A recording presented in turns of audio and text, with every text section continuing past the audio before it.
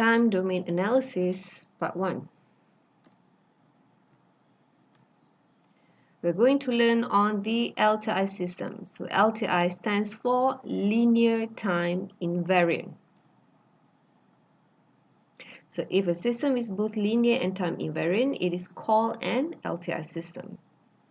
Continuous time system is LTI if its input-output relationship can be described by the ordinary linear constant coefficient differential equation. So nonlinear system analysis can actually be approximated as being linear within a small enough input range. So all that you have to do is just apply the superposition. Analyze the system by decomposition into two states. The first one is zero input, and then the second one is zero state. A continuous time system is a system in which the signal at its input and output are continuous time signal. So we can actually represent it as a transformation S that converts an input signal xt into an output signal yt. So here you will have an input signal xt coming into a system which is denoted by S and yields the output as yt. So you will have yt is equal to S times xt. So a system output for t is more or equal than 0 is actually the result of two independent causes. So the first one is zero input response, and second one is zero state response. So what does it mean by zero input component and zero state component? So zero input component is when the input at t is equal to 0. So this actually means that the internal system conditions alone, or in other words, it is the initial condition. So zero input component is independent of the external input xt. So this is different from zero state component because it is dependent of the external input xt.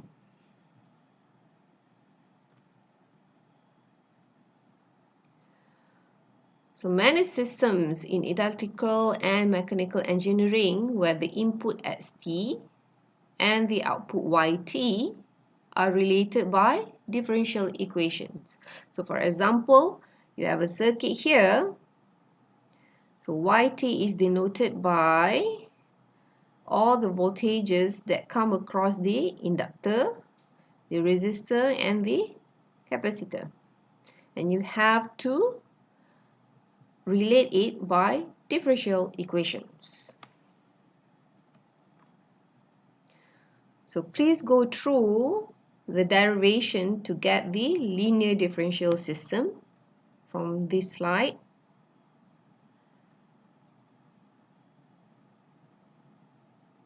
Up until these slides. And then it can be shown that the general solution is the sum of all these terms. So finally, you will get the output y naught t is equal to C1 exponent lambda 1t plus C2 exponent lambda 2t up until Cn exponent lambda nt. So in order to determine the n arbitrary constants, we need to have n constraints.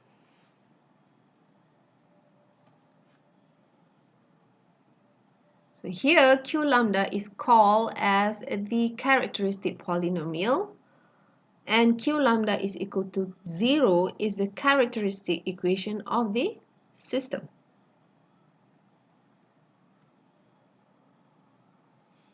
Okay, let us go to the first example. So find y naught t, the zero input component of the response for LTI system described by the following differential equation. So you are given d squared plus 3d plus 2yt is equal to dxt. So that is actually the voltage that come across the inductor here, the resistor, and also the capacitor. And also you're given the initial conditions as y naught 0 is equal to 0 and the differentiation of y naught 0 is equal to minus 5. So you have to figure out what the lambda and c are. So this is the solution. For zero input response, we want to find the solution to d squared plus 3d plus 2y naught t is equal to 0. Why do you equate it with the 0? Because it is for zero input response. Okay, the characteristic equation for this system is therefore, so d squared is equal to lambda squared, 3d is equal to 3 lambda, and then 2. So please factorize this equation and you will get lambda plus 1 times lambda plus 2 equal to 0. So from there you will get the characteristic roots as lambda 1 is equal to minus 1 and lambda 2 is equal to minus 2. Plug those answers in to the zero input response and you will get y naught t is equal to c1 exponent minus t plus c2 exponent minus 2t. Now you have to find out what c1 and c2 are. So we are going to use the initial conditions that were given in the question.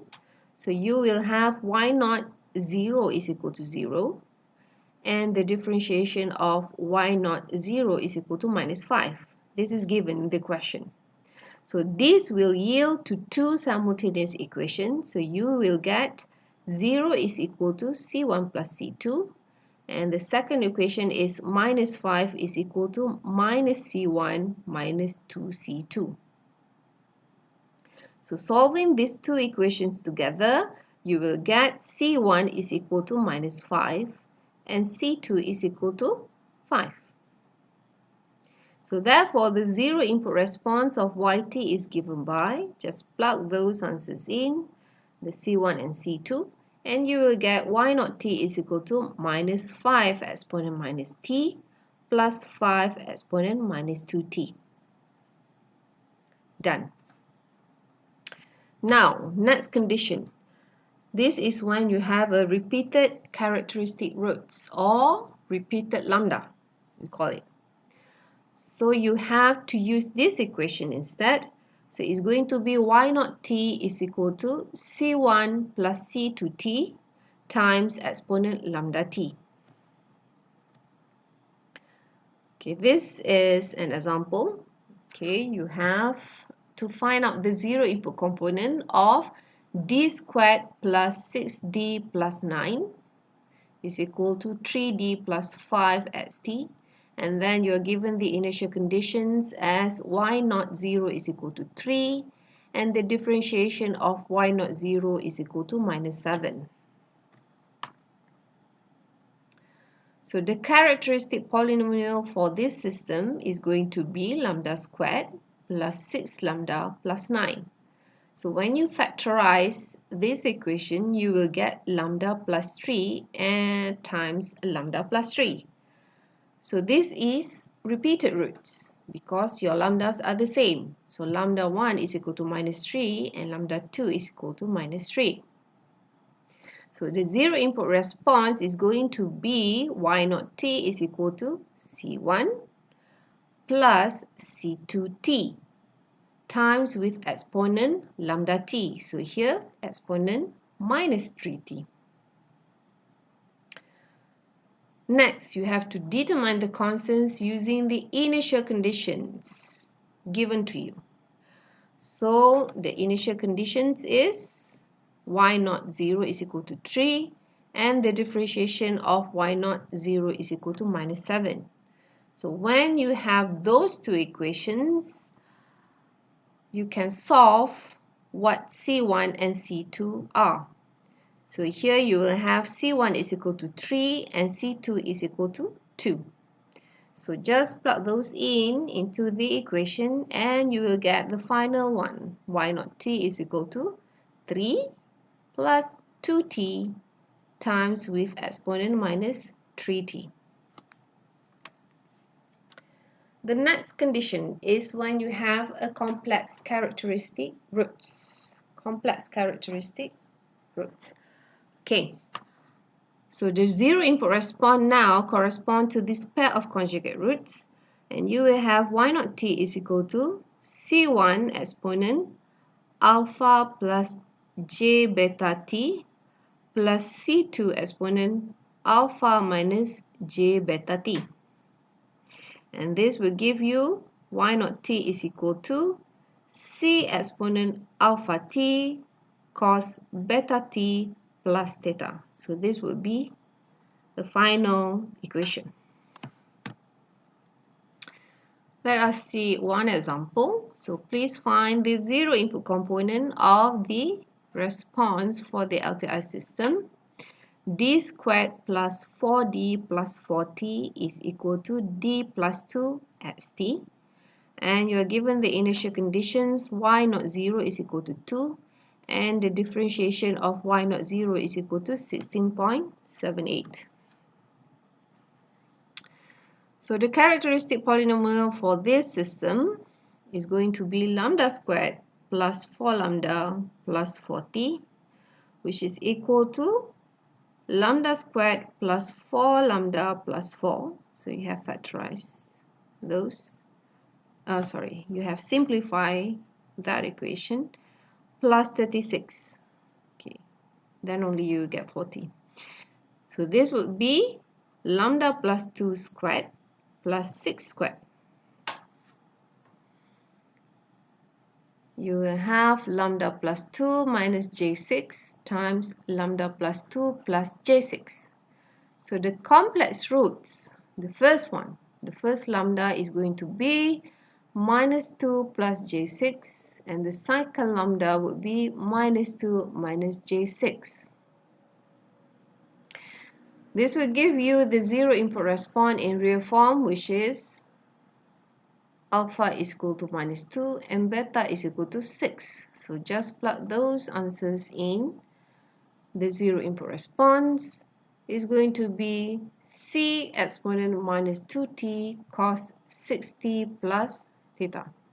So this is your alpha and this is your beta. Now you have to figure out what is C. So we're going to use the initial conditions given earlier. So when y naught 0 is equal to 2 and when the differentiation of y naught 0 is equal to 16.78. So using the initial conditions we will obtain, so the first equation is using the y naught 0 is equal to 2. And then this second equation is using the second initial condition when y naught differentiated 0 is equal to 16.78. So this will reduce to C cos theta is equal to 2 and C sin theta is equal to minus 3.463. So solving these two equations, you will get C is equal to 4 and your theta is equal to minus pi over 3. So plug those answers into the solution, the final one, and you will get y naught t is equal to 4, this is C, right? 4 exponent minus 2t cos 6t minus pi over 3.